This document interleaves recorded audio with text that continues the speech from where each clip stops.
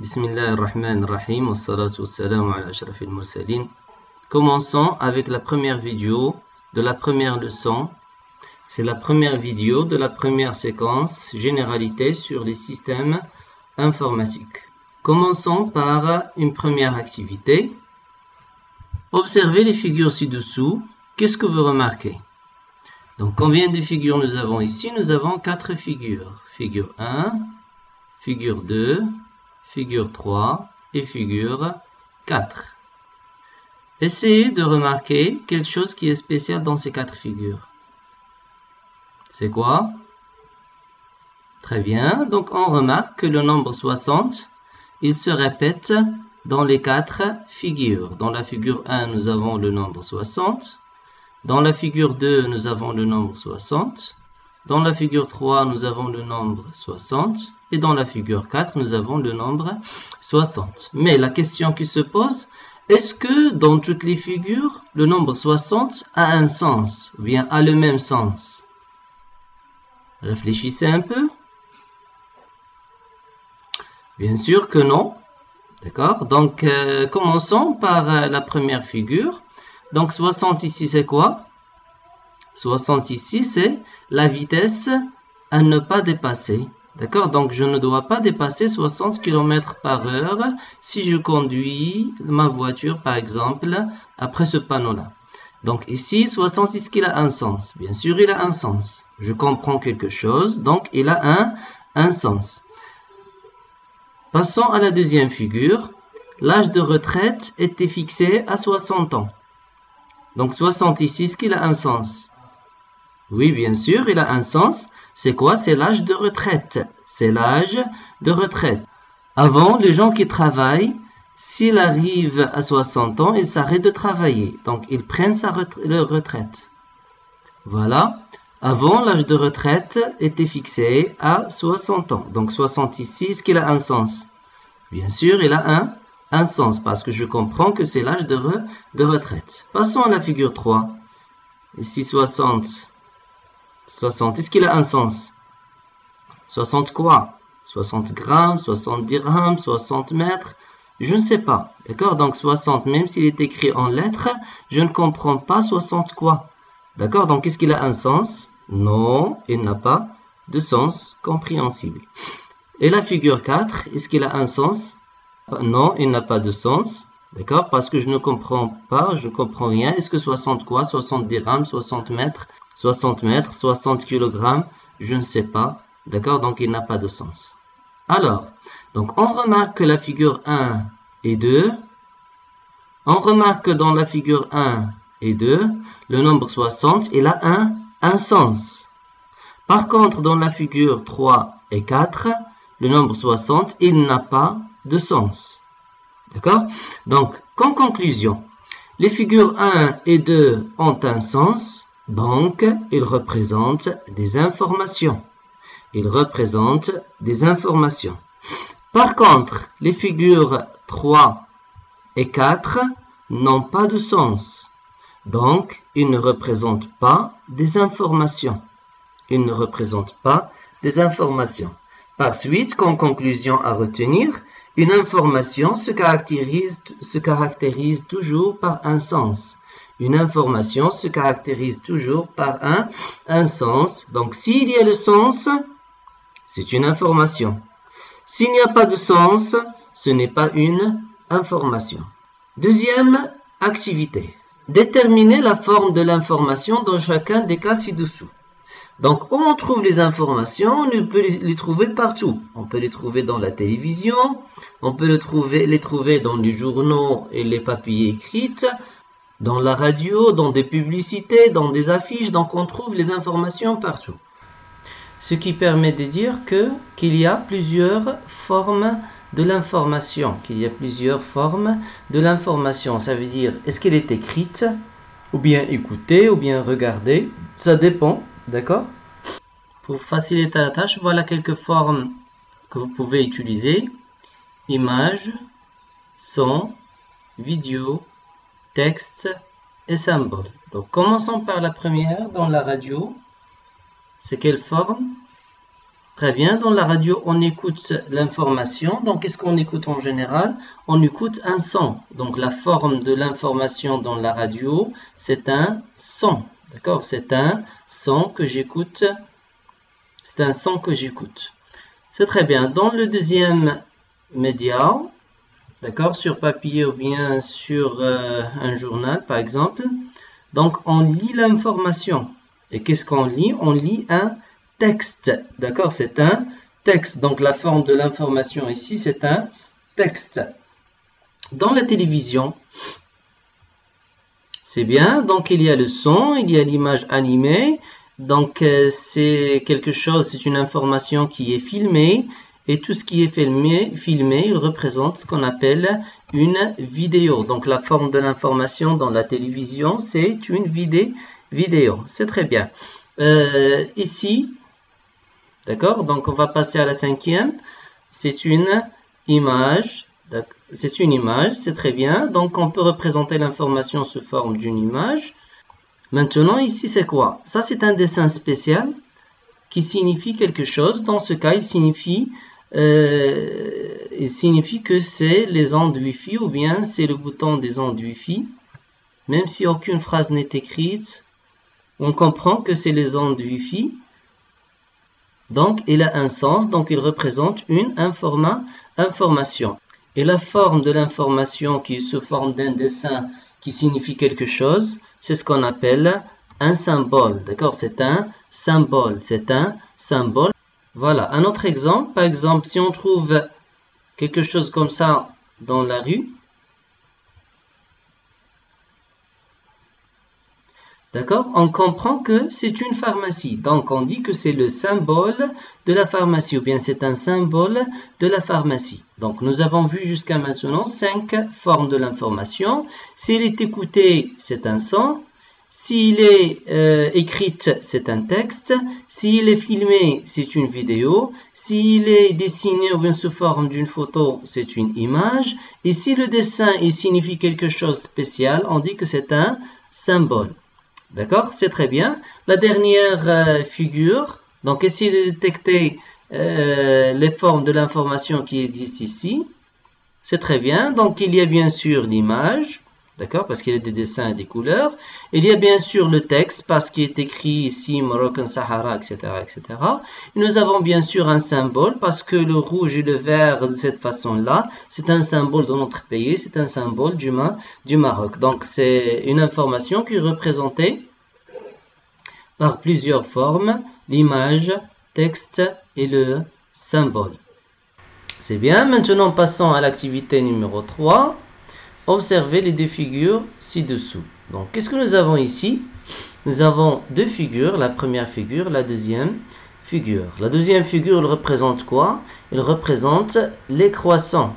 Elle représente les croissants, d'accord?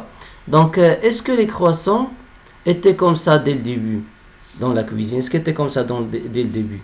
Bien sûr que non. Elle était sous forme de quoi? Elle était sous forme des ingrédients. Elle était sous forme des ingrédients. Donc, au début, nous avions des ingrédients. Après, nous avons fait un ensemble d'opérations. Et à la fin, nous avons obtenu les croissants. D'accord? Donc, ce que nous avons au début, qui est ici les ingrédients, on l'appelle l'état initial. L'état initial. L'état initial. Le résultat, ou bien ce qu'on obtient à la fin, c'est ce qu'on appelle l'état final. Le contraire de l'état initial, c'est l'état final. Donc avant, au début, nous avons l'état initial. À la fin, le résultat, c'est l'état final.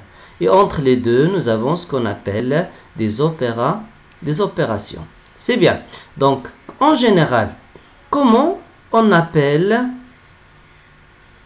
les opérations effectuées pour passer d'un état initial à un état final? Comment on appelle? Donc, dans tous les domaines, on trouve ces trois étapes-là. État initial, quelque chose au début. Je fais des changements, je fais des opérations. À la fin, j'obtiens un résultat qu'on appelle l'état final. Ça, ces trois étapes se trouvent dans tous les domaines. Ces trois étapes se trouvent dans tous les domaines. D'accord? Mais comment on appelle ce processus-là? Si je le trouve n'importe où, il s'appelle comment? État initial, opération, état final. Comment j'appelle ce processus qui contient trois étapes? Pour cela, on va prendre un autre exemple. D'accord? Donc, c'est quoi ça? Ça, c'est de l'eau potable. D'accord? C'est de l'eau potable. Dans la nature, est-ce qu'elle était potable? Est-ce qu'elle était propre? Voilà. Souvent, elle n'est pas propre. Souvent, elle n'est pas potable. Elle était comment? Elle était sale. Donc, au début, nous avions de l'eau sale. C'est l'état initial. C'est l'état initial. D'accord? L'état du début.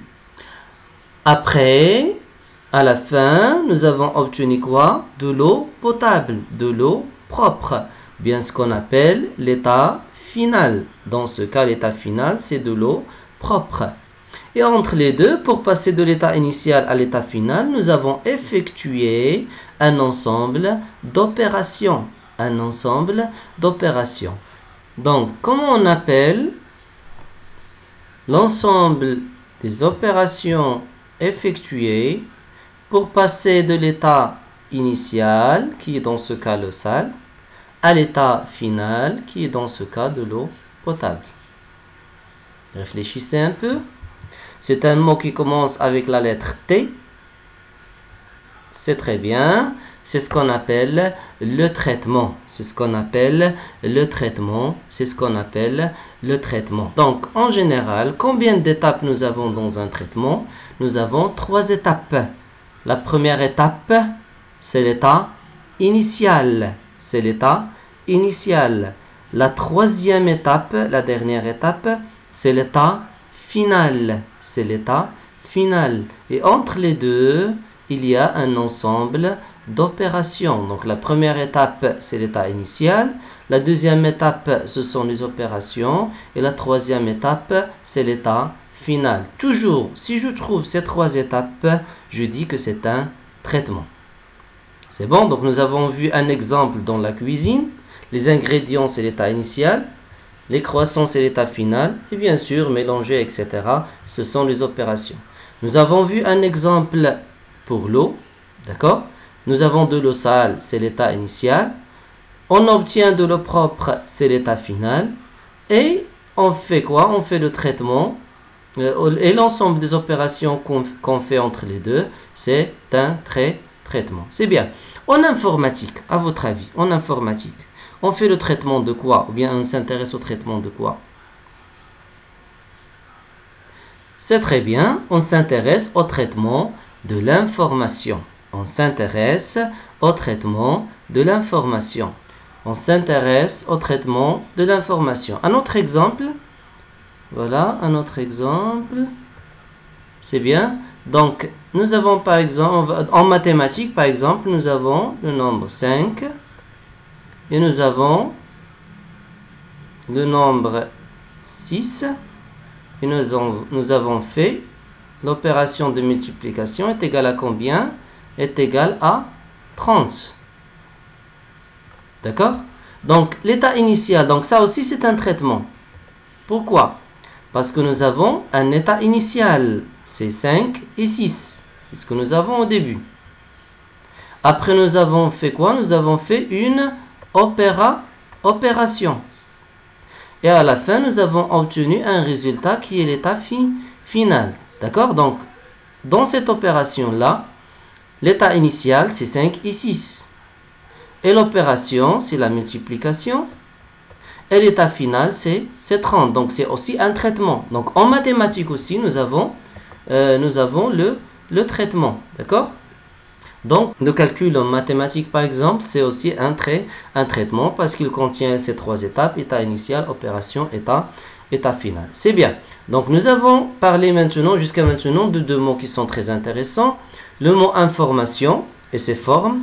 Et maintenant, nous avons découvert le mot traitement. C'est bien. Maintenant, passons à une dernière activité pour obtenir ou bien pour savoir quels sont les types de traitements qui nous intéressent. Donc, à la fin de l'année, le surveillant général demande ton aide pour faire le traitement des notes. nous avons dit que le calcul, c'est un traitement. D'accord? Et le surveillant général, d'accord, il demande votre aide, ou bien ton aide, pour faire ce calcul des notes et pour classer la moyenne de chaque élève. C'est bien. Donc, quels sont les outils possibles pour faire ce traitement? Donc, qu'est-ce que vous pouvez utiliser pour aider le surveillant général à faire le traitement des notes, à calculer et classer la moyenne de chaque élève? Donc, pour faire le calcul, qu'est-ce qu'on peut utiliser? Réfléchissez un peu.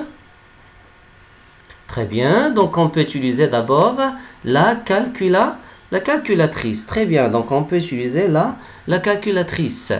C'est bien. Si je n'ai pas la calculatrice, qu'est-ce que je peux utiliser? C'est bien. Donc, on peut utiliser la main et le cerveau. D'accord? La main et le cerveau, avec un stylo, bien sûr, du papier. Donc, la main et le cerveau. Et si je veux une machine qui est plus développée, je peux utiliser une machine informatique comme l'ordinateur. D'accord? Donc, nous avons ici, je peux utiliser plusieurs outils, mais on s'intéresse à ces trois outils qui sont la calculatrice, la main et le cerveau, bien sûr, et l'ordinateur. Donc, ces trois outils nous permettent de classer le traitement en trois types différents. Si j'utilise la main,